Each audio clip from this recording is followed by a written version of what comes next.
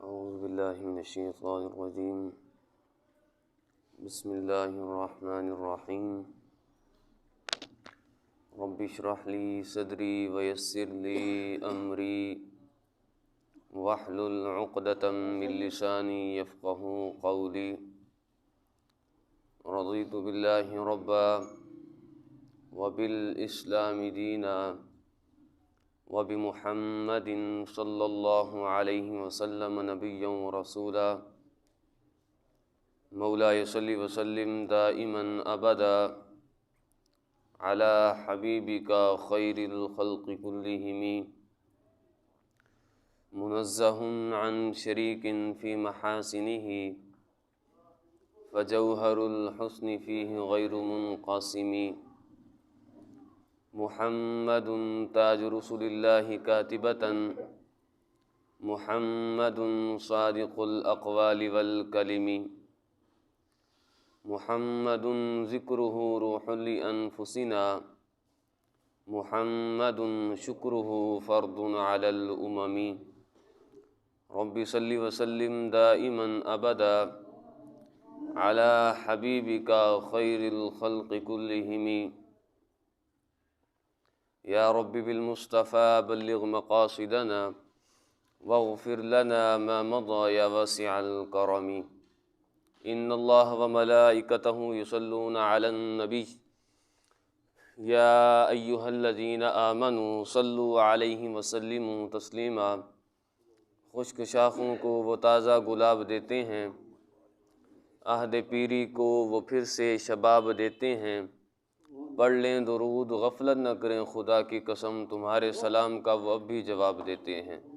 الصلاۃ والسلام علیک یا سیدی یا رسول اللہ وعلی آلک واصحابک یا حبیب اللہ، الصلاۃ والسلام علیک یا خاتم النبیین وعلی آلک واصحابک یا خاتم المعصومین۔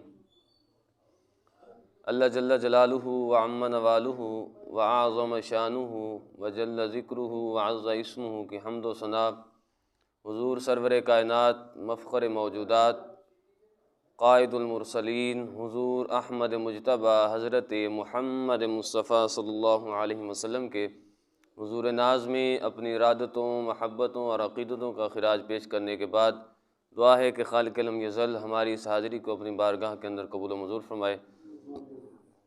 رب ذوالجلال اس مقدس دن کے صدقے سے، محبوب دو عالم صلی اللہ علیہ وسلم کے صدقہ سے ہم سب کے تمام صغیرہ اور کبیرہ گناہوں کو معاف فرمائے۔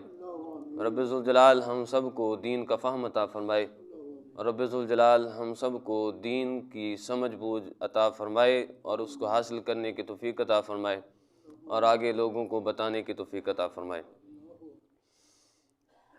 جس طرح کہ آپ کو معلوم ہے کہ جمعۃ المبارک کا مقدس دن ایک بار پھر رب ذوالجلال کی طرف سے ہمیں اس میں حاضر ہونے کی، اس دن میں رب ذوالجلال کی بارگاہ میں حاضر ہونے کی توفیق حاصل ہو رہی ہے۔ رب ذوالجلال اس مقدس دن کے صدقے سے ہم سب کو دین کا فہم عطا فرمائے۔ حضرات محترم، رب ذوالجلال نے جتنے بھی ادیان بھیجے، جتنے بھی انبیاء و رسول بھیجے، انبیاء رسول عظام، جتنے بھی رسول بھیجے، انبیاء بھیجے، اور ہر امت کو، ہر نبی کو، ہر رسول کو ان کی امت کے لیے کوئی مخصوص عبادت کا بھی تحفہ عطا کیا گیا کہ جس کے ذریعے سے وہ اس بات کی دلیل دیتے تھے کہ ہم عبادت کرتے ہیں تو صرف اور صرف اس رب ذوالجلال کی، کہ جو رب ذوالجلال یکتا ہے، واحد ہے، نہ تو وہ کسی سے پیدا ہوا، نہ اس نے کسی کو پیدا کیا، وہ احد ہے، وہ صمد ہے، لم یلد ولم یولد ہے۔ تو ساتھ ساتھ کچھ ایسی عبادتیں بھی تھیں کہ رب ذوالجلال نے ان کے لیے عبادتوں کو خاص کیا کہ تم نے کون سے دن میں کتنی مطلب ہے کہ عبادت کرنی ہے، اور وہ عبادت کس نوعیت کی ہوگی، اور عبادت کو کرنا کیسے ہے۔ انبیاء کرام علیہ السلام کے پاس صحیفے بھیجے گئے، ان کے پاس کتابیں بھیجی گئیں جن میں بتایا گیا نماز کا ان کی جو عبادت ہوتی تھی اس کا طریقہ، لیکن رب ذوالجلال نے اپنے محبوب کی امت کو جس طرح ہر چیز ہی ایک انوکھی چیز عطا فرمائی ہے، ہر چیز کا معیار جو ہے وہ اعلیٰ ہے سابقہ امتوں میں سے، تو اسی طرح رب ذوالجلال نے اپنے محبوب کو عبادت کا جو تحفہ عطا فرمایا کہ جس سے رب ذوالجلال کی شان معبودیت ادا کی جاتی ہے، رب ذوالجلال کی شان معبودیت پر جو دلالت کرتی ہے اور جو اس بات پر دلیل بنے کہ یہ رب ذوالجلال کے بندے ہیں اور یہ اس طرح عبادت کرتے ہیں، تو رب ذوالجلال نے اپنے محبوب کو عبادت کے لیے جو ایک خاص عبادت دی وہ نماز کی ہے۔ اگرچہ دین اسلام میں اس کے علاوہ اور بھی باتیں ہیں، زکوٰۃ ہے، حج ہے، روزہ ہے، لیکن یہ ایک ایسی عبادت ہے کہ جس کو مدار کہا جاتا ہے۔ ہر چیز کا مدار جو ہے، سب سے پہلے عقیدہ ضروری ہے۔ دین اسلام کو قبول کرنے کے بعد صحت عقیدہ، اور اس کے بعد جو سب سے اولین جس کو ترجیح دی جاتی ہے وہ ہے نماز۔ اور نماز کے حوالے سے رب ذوالجلال نے قرآن پاک میں کئی مقامات پر ارشاد فرمایا، اقیموا الصلاۃ لذکری ان الصلاۃ تنہی عن الفحشاء والمنکر، کئی مقامات پر۔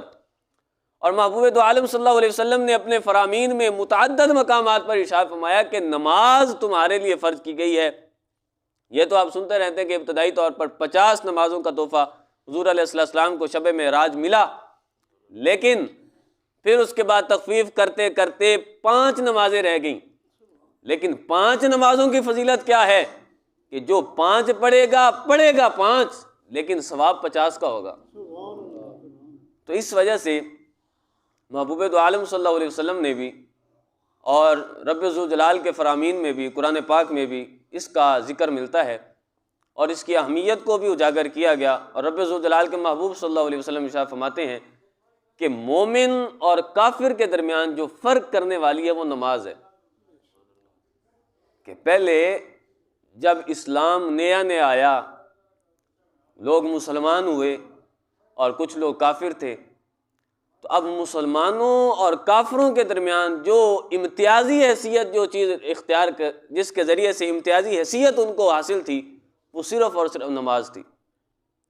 اور پھر اس نماز پر حضور علیہ السلام نے اس کی اہمیت بتائی اور اس کے نہ پڑھنے والوں کے لیے وعیدیں بھی بیان فرمائیں کہ جو نہیں پڑھے گا اس کے لیے کیا عذاب ہوگا اور جو پڑھے گا اس کے لیے کیا ثواب ہوگا، اس کی کیا فضیلتیں ہیں۔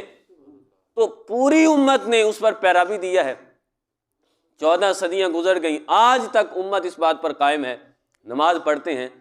لیکن ہمارے لیے جو سب سے زیادہ ضروری ہے وہ یہ ہے کہ جب ہم نے اسلام کو قبول کر لیا، دین کو قبول کر لیا، اپنا عقیدہ درست کر لیا، تو ہمارا اولین جو فریضہ بنتا ہے وہ ہے نماز کا۔ کہ نماز ایک ایسی عبادت ہے کہ کوئی عبادت ایسی ہے کہ جو سال میں 1 مرتبہ آتی ہے، کوئی عبادت ایسی ہے کہ جو پوری زندگی میں 1 بار فرض ہے، اور کوئی عبادت ایسی ہے کہ وہ صاحب نصاب پر فرض ہوتی ہے، جو صاحب نصاب نہیں ہے، فقیر ہے، اس پر فرض نہیں ہوتی۔ لیکن یہ عبادت ایسی ہے کہ کوئی بیمار ہے، کوئی مریض ہے، کوئی بوڑھا ہے، جوان ہے، یا پھر نابالغ نہ ہو، بالغ ہے، عاقل ہے، بالغ ہے، تو ہر بندے پر، چاہے وہ کسی کنڈیشن میں ہو، ہر بندے پر یہ فرض ہے۔ کسی کو کسی وقت میں چھٹی نہیں ہے سوائے نابالغ کے، اور جو مجنون جس کو جنون چڑھا ہوا ہو، یعنی یہ ایک بیماری ہے، یا پھر اس کے علاوہ کوئی اور ایسی بیماری ہے کہ جس کی وجہ سے نہ تو اس کو نماز کے اوقات کا پتہ چلتا ہے، یا پھر یہ ہے کہ نماز ادا نہیں ہوتی، تو اس کے لیے جو ہے اس کے لیے نماز کی چھٹی نہیں ہے۔ بلکہ نماز کے حوالے سے اتنی زیادہ تاکید کی گئی کہ اگر کوئی بندہ کھڑے ہو کر نماز نہیں پڑھ سکتا تو بیٹھ کر پڑھے، بیٹھ کر نہیں پڑھ سکتا تو اشاروں سے پڑھے، اور بیٹھ کر اگر اشارے بھی نہیں کر سکتا تو اس کے لیے حکم کیا ہے؟ اس کے لیے حکم یہ ہے، اہمیت اتنی زیادہ ہے کہ عبادت اتنی رب ذوالجلال کی پسندیدہ ہے کہ رب ذوالجلال فرماتا ہے کہ جب میرا بندہ اگرچہ کتنا گناہ گار ہو، لیکن جب میری بارگاہ کے اندر وہ جھکتا ہے یا جھکنے والی صورت بنا لیتا ہے، اشاروں کے ذریعے سے تب بھی رب ذوالجلال اس کو معاف فرماتا ہے. دعا مانگتا ہے اس کے بعد، عبادت کرنے کے بعد رب ذوالجلال کی بارگاہ میں دعا مانگتا ہے تو رب ذوالجلال سارے گناہوں کو معاف فرما دیتا ہے. تو اب حکم یہ ہے کہ اگر بیٹھ کر نہیں پڑھ سکتا تو سو جائے اور لیٹ کر نماز پڑھے. تو اتنی زیادہ اہمیت. اب اس نماز کو اگر ہم چھوڑ دیں تو یہ بے وفائی ہے. رب ذوالجلال کے محبوب صلی اللہ علیہ وسلم نے ارشاد فرمایا احب اللہ لما یغزوکم من نعمہ، کہ رب ذوالجلال سے محبت کرو. اس کی وجہ کیا ہے؟ فرمایا کہ وجہ یہ ہے کہ رب ذوالجلال تمہیں صبح شام کھلاتا ہے پلاتا ہے. لما یغزوکم من نعمہ، صبح شام اس کی تم نعمتیں کھاتے ہو. اب محبت کیا ہے؟ تو علماء فرماتے ہیں کہ محبت یہ ہے کہ رب ذوالجلال کی طرف سے جو اوامر ہیں ان کو بجا لایا جائے، اور جو رب ذوالجلال کی طرف سے نواہی ہیں، یعنی رب ذوالجلال نے جن چیزوں سے منع کیا ہے تو ان سے رکا جائے. اب نماز ایک ایسی چیز ہے کہ اگر ہم دین اسلام کا مطالعہ کریں تو سب سے زیادہ جو تاکید ملتی ہے وہ نماز پر ہے. اور پھر اس کے حوالے سے کہ نماز، یعنی جو حدیث پاک میں نے پڑھی احب اللہ لما یغزوکم من نعمہ، کہ رب ذوالجلال سے محبت کرو کیونکہ وہ صبح شام تمہیں کھلاتا ہے پلاتا ہے. یعنی جس رب ذوالجلال کے احسانات تمہارے پیدا ہونے سے لے کر مرنے تک اتنے زیادہ ہیں کہ اگر ایک لمحے کے لیے بھی، ایک لحظہ میں جو رب ذوالجلال کی تم پر نعمتیں برستی ہیں، اگر تم ان کا بھی شکریہ ادا کرنا چاہو تو شکریہ ادا نہیں کر سکتے. بلکہ رب ذوالجلال شاہ فرماتا ہے کہ اگر رب ذوالجلال کی نعمتوں کا تم شمار کرنا چاہو تو شمار بھی نہیں کر سکتے. جب شمار نہیں کر سکتے تو پھر ان کا شکریہ کیسے ادا کیا جائے گا؟ تو لہذا اس نعمت کا، یعنی رب ذوالجلال جو بھی نعمتیں عطا فرماتا ہے، کھلاتا ہے پلاتا ہے، ہمیں ہر چیز میسر ہے. تو رب ذوالجلال جب سارا کچھ ہمیں عطا فرماتا ہے تو رب ذوالجلال جب یہ فرمائے کہ میری بندگی کرو، اور وہ بندگی کیا ہے کہ نماز پڑھنی ہے تم نے دن میں 5 مرتبہ فرض ہے، اور سال میں 1 ماہ جو ہے وہ تم پر 1 مہینہ تم پر روزے فرض ہیں، یا جو صاحب نصاب ہے اس پر زکوٰۃ فرض ہے، یا جو صاحب استطاعت ہے اس کے لیے حج فرض ہے. تو جب رب ذوالجلال کا ہی دیا ہوا سب کچھ ہم کھاتے ہیں، تو جب رب ذوالجلال فرمائے کہ تم نے یہ کام کرنا ہے اور ہم اس کے برعکس چلیں تو رب ذوالجلال ہرگز اس کو قبول نہیں کرے گا. اگرچہ ایک علیحدہ اس کی حیثیت ہے کہ رب ذوالجلال کی طرف سے وعیدیں ہیں. محبوب دو عالم صلی اللہ علیہ وسلم نے ارشاد فرمایا کہ جو نماز نہیں پڑھتا میرا تو دل یہ کرتا ہے کہ میں ان کے گھروں کو جا کر آگ لگا دوں. تو اتنی بڑی وعید جس رب ذوالجلال کے محبوب صلی اللہ علیہ وسلم کو لقب عطا فرمایا گیا وما ارسلناک الا رحمۃ للعالمین، جو تمام جہانوں کے لیے رحمت ہیں، ہر چیز کے لیے رحمت ہیں. وہی فرماتے ہیں کہ اگر مجھے بچوں اور بوڑھوں کا خطرہ نہ ہوتا تو جو بندے مسجد میں نہیں آتے تو میں سب کے جا کر گھروں کو جلا دیتا. تو اتنی زیادہ اہمیت ہے. تو ایک بزرگ تھے، تو ان کو ڈاکٹر صاحب کے پاس لے جایا گیا. ان کی طبیعت خراب ہوئی. جب ڈاکٹر صاحب کے پاس گئے تو ڈاکٹر صاحب نے کہا کہ تم چونکہ تہجد گزار ہو، یعنی کوئی بیماری ایسی تھی کہ نماز پڑھنے سے اس ڈاکٹر کے مطابق اگر نماز پڑھی جائے تو اس بیماری کے بڑھنے کا اندیشہ تھا. تو اس ڈاکٹر نے کہا کہ آپ کو میں دوائی بھی دے دیتا ہوں، لیکن چونکہ ڈاکٹر صاحب احتیاط بھی لکھتے ہیں تو یہ وہ ڈاکٹر ہیں کہ جنہوں نے خود نماز نہیں پڑھنی ہوتی. یعنی رب ذوالجلال کی عبادت سے روکنے والے ڈاکٹر وہ ڈاکٹر ہوتے ہیں کہ جنہوں نے خود نماز نہیں پڑھنی ہوتی، نہ جنہوں نے روزہ رکھنا ہوتا ہے. حالانکہ بیماری تو اس چیز سے دور ہوتی ہے کہ رب ذوالجلال کی بندہ عبادت کرے. یعنی شفا جو ہے وہ کسی ڈاکٹر کے ہاتھ میں نہیں ہے، شفا کسی ڈاکٹر کے ہاتھ میں نہیں ہے. شفا دینے والا تو رب ذوالجلال کی ذات ہے. تو جب ہم بیمار ہوں اور بیماری کی حالت میں رب ذوالجلال سے ہی ہمارا ناطہ ختم ہو جائے، عام حالات میں تو دور کی بات ہے، جب بیمار ہو جائیں رب ذوالجلال سے اگر ناطہ توڑ دیا جائے تو پھر شفا کہاں سے ملے گی؟ شافی تو وہ رب ذوالجلال کی ذات ہے. تو یہ ہمیں سمجھنا چاہیے کہ صاف ظاہر ہے جو ڈاکٹر حضرات ہیں ان کو سوچنا چاہیے کہ ایسی نہ تو پابندیاں لگائیں اور ساتھ ساتھ یہ ہے کہ وہ خود بھی پڑھا کریں. یہ ڈاکٹروں کے لیے احتیاط ہے دین کی طرف سے، اور دین تو ہر بندے کو احتیاط بتاتا ہے. تو اب اس ڈاکٹر صاحب نے بزرگوں کو روک دیا، کہا کہ میں آپ کو دوائی بھی لکھ دیتا ہوں لیکن ساتھ ساتھ یہ ہے کہ تم نے اتنے دن تک نماز نہیں پڑھنی. تو بزرگوں نے دوبارہ پھر کہا کہ کوئی ایسے مطلب ہے کہ میرے لیے اتنی زیادہ مجبوری نہیں ہے، لیکن پھر بھی آپ اجازت دیں مجھے کہ میں نماز پڑھ لوں۔ بہرحال ان کے بچوں نے زیادہ تنگ کیا ان کو کہ آپ نماز نہ پڑھیں، 4 دن تک نماز نہ پڑھیں۔ تو بزرگ گئے گھر میں، اپنے آپ کو کمرے کے اندر بند کر لیا۔ کھانے کا وقت آیا تو بیٹوں نے، جو کھانا کھلانے والے تھے، بیٹوں نے جب کھانا دیا تو کہا کہ میں نہیں کھاؤں گا۔ ایک دن گزر گیا، دوسرا دن پھر آیا، کھانے کا وقت ہوا، کھانا دیا گیا، نہ کھایا۔ دوبارہ کھانے کا وقت آیا، نہ کھایا، پھر وقت آیا، پھر نہ کھایا۔ تو پوچھنے لگے کہ ابا جان، ڈاکٹر صاحب نے آپ کو فقط اس بات سے روکا تھا کہ آپ نے نماز نہیں پڑھنی، تو آپ نے تو کھانا بھی چھوڑ دیا۔ تو بزرگوں نے جو جواب دیا، اس بابا جی نے جو جواب دیا، اگرچہ جواب انہوں نے اپنے بیٹوں کو دیا تھا، لیکن ہر بندے کے لیے وہ ضروری ہے۔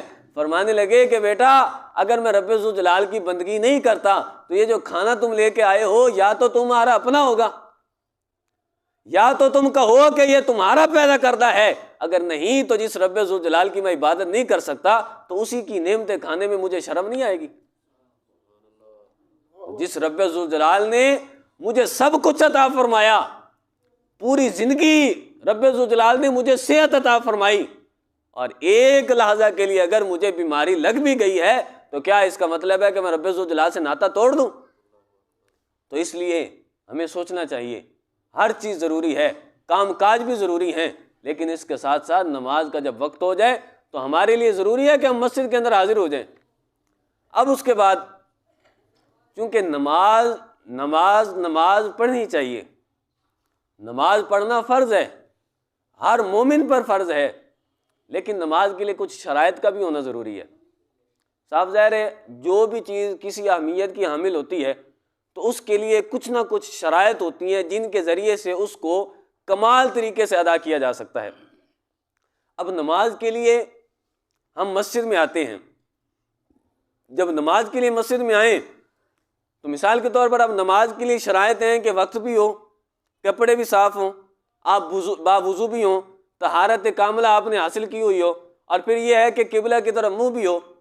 اب اگر کوئی بندہ ٹائم نکال کر مسجد میں آ جائے اور پھر نماز کے ٹائم کا پتہ نہ ہو، مثال کے طور پر اب ظہر کا ٹائم ہے تو کوئی بندہ اس ٹائم میں آ کر فجر کی نماز شروع کر دے تو نماز مقبول ہوگی؟ نہیں ہوگی۔ اگر اس ٹائم میں آ کر کوئی عشاء کی نماز شروع کر دیتا ہے تو نماز مقبول نہیں ہوگی۔ یا پھر اسی وقت میں کوئی بندہ آئے ظہر پڑھنے لیکن منہ جو ہے وہ اس طرف کر لے، تب بھی اس کی نماز نہیں ہوگی۔ یا پھر یہ ہے کہ نماز پڑھنا لگ جائے لیکن وہ باوضو نہ ہو، یا پھر اس نے غسل نہ کیا ہو، یا پھر غسل بھی کیا ہوا ہو لیکن اس کے کپڑے صاف نہ ہو، کپڑے ناپاک ہوں، تو کیا سمجھتے آپ نماز ہو جائے گی؟ نماز نہیں ہوگی۔ جس رب ذوالجلال کے محبوب صلی اللہ علیہ وسلم نے ہمیں نماز کا طریقہ بتایا، نماز پڑھنا بتلایا، ساتھ ساتھ شرائط بھی بتائیں، اور وہ شرائط اگر ہمیں نہیں آتی ہوں گی تو نماز پڑھنے کا کوئی فائدہ نہیں ہے۔ بلکہ غوث اعظم رضی اللہ تعالیٰ عنہ نے فرمایا المتعبد بغیر فقہ کالحمار فی الطاحونہ، فرمایا کہ جو بغیر مسائل سمجھے، بغیر فقہ کے جو عبادت کرنے والا ہے، بغیر سمجھ کے عبادت کرنے والا، بغیر سمجھ سے مراد یہ ہے کہ جس کو مسائل نماز نہیں آتے، جو روزہ رکھتا ہے لیکن اس کو روزے کے مسائل نہیں آتے، جو نماز تو پڑھتا ہے لیکن اس کو پتہ نہیں ہے کہ کون سی چیز واجب ہے، کون سی چیز فرض ہے، کون سی چیز چھوٹ جائے تو سجدہ سہو واجب ہوتا ہے، اور کون سی چیز رہ جائے تو میری نماز دوبارہ پڑھنی مجھ پر واجب ہوگی۔ تو فرمایا کہ المتعبد بغیر فقہ کالحمار فی الطاحونہ، فرمایا کہ یہ بھی نہیں ہے کہ ہر بندہ جو عبادت کرنے والا ہو تم کہو کہ یہ رب ذوالجلال کا بڑا پارسا ہے، یہ عبادت گزار ہے، یہ تہجد گزار ہے۔ فرمایا کہ عبادت مقبول اسی کی ہوتی ہے کہ جو رب ذوالجلال کی عبادت بھی کرے، ساتھ ساتھ جو اسلام نے طریقہ بتلایا ہے وہ طریقہ بھی اپناتا ہو۔ اب رب ذوالجلال کی دین میں شرط یہ ہے کہ قبلہ کی طرف منہ ہو۔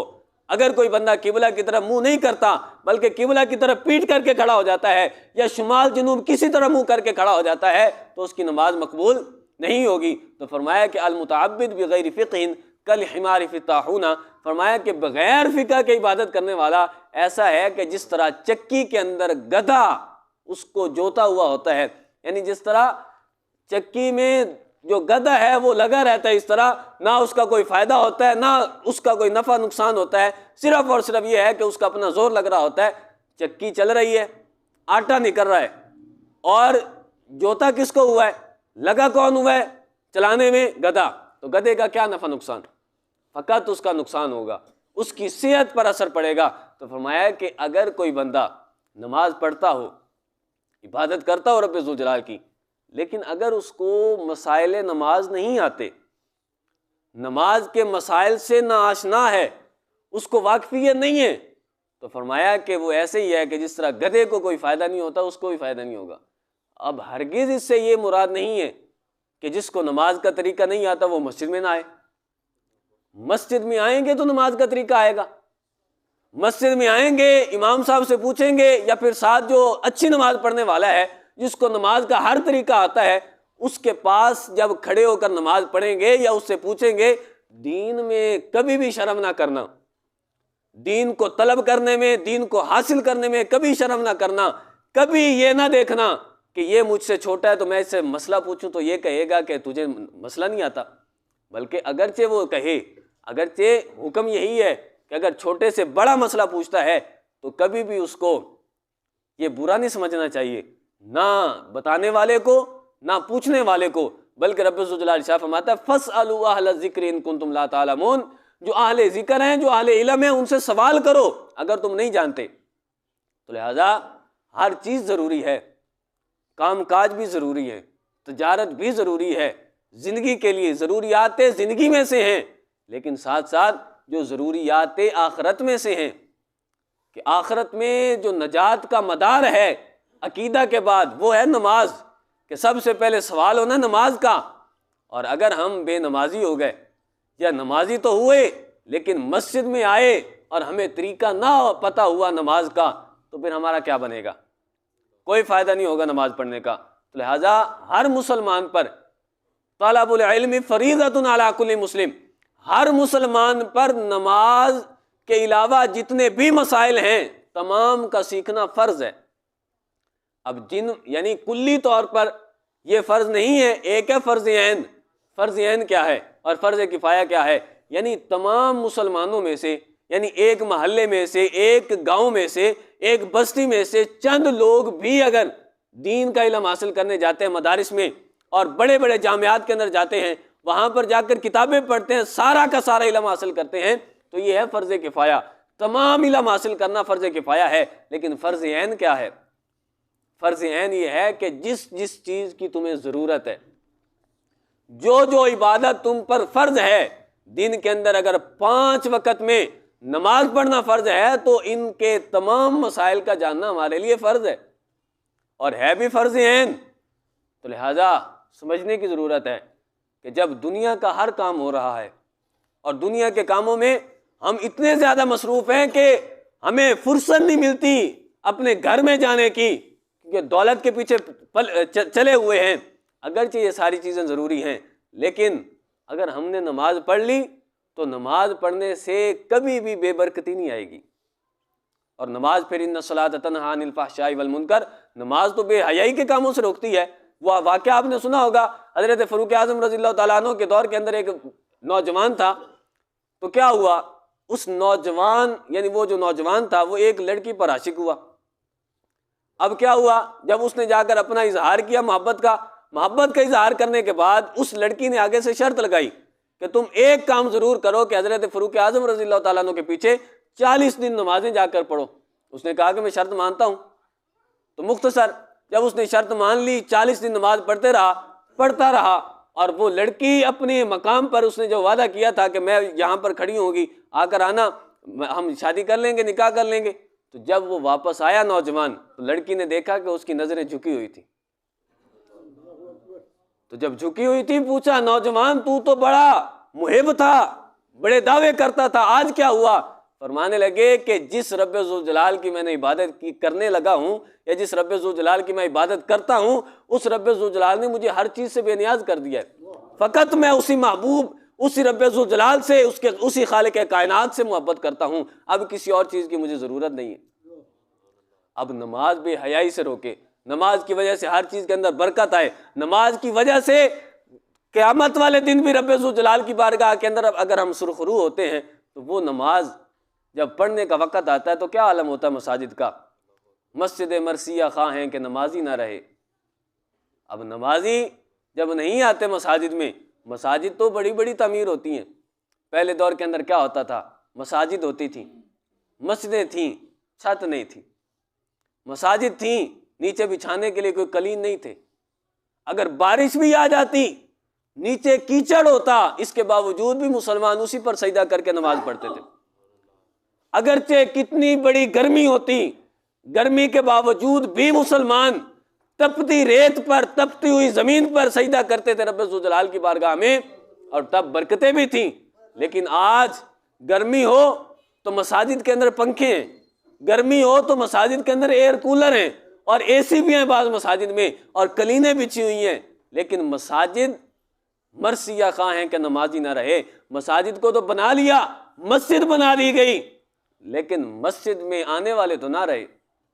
لہذا سب سے ہمارے لیے ضروری ہے ہر کام کریں جو جائز کام ہے، شریعت میں جس کام کی اجازت ہے وہ آپ کر سکتے ہیں، لیکن جس کام سے منع کیا گیا اس سے رکیں، اور پھر جس چیز کا حکم دیا گیا اس کو بجا لائیں۔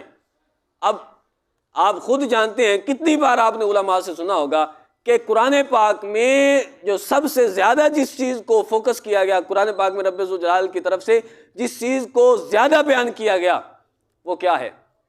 نماز۔ تو یہی نماز کا جب وقت ہوتا ہے تو مؤذن حی علی الصلاۃ کہتا ہے، اور ہمارے کانوں میں جوں ہی نہیں رونگتی، ہمیں پتہ ہی نہیں چلتا۔ کیا پتہ چلے گا؟ کیونکہ وجہ یہ ہے کہ ہم نے جو رزق کمایا وہ بھی بے برکتہ، ہماری جو اولادیں ہیں وہ بھی بے برکت والی۔ کیوں؟ اس کی وجہ یہ ہے کہ جب نمازی ماں ہوگی، ماں نمازی ہوگی، نماز پڑھ کے جب کھانا کھلائے گی تو اس کھانا کھلانے میں بھی برکت ہوگی۔ جب برکت ہوگی تو دلوں کے اندر نور پیدا ہوگا، اور جب بسم اللہ پڑھ کر کھائیں گے تو دلوں کے اندر نور پیدا ہوگا، اور وہی نور اس بات پر ابھارے گا کہ رب ذوالجلال کے گھر سے، رب ذوالجلال کی بارگاہ سے اس بات کی صدا آ رہی ہے، حی علی الصلاۃ حی علی الفلاح۔ تو کیسے وہ دل جس کو ماں نے نماز پڑھ کے جس کو کھانا کھلایا ہوگا، جس بیٹے کو کھانا کھلایا ہوگا، تو وہ دل کیسے نہیں نماز پڑھنے کے لیے آئے گا؟ لہذا ہم سب کام کریں، دنیا کے سارے کام آپ کے سامنے ہیں، لیکن جب رب ذوالجلال کے آپ ہو جائیں گے تو پوری کائنات آپ کے گرد پھرے گی اور آپ کو کسی چیز کی پرواہ نہیں ہوگی۔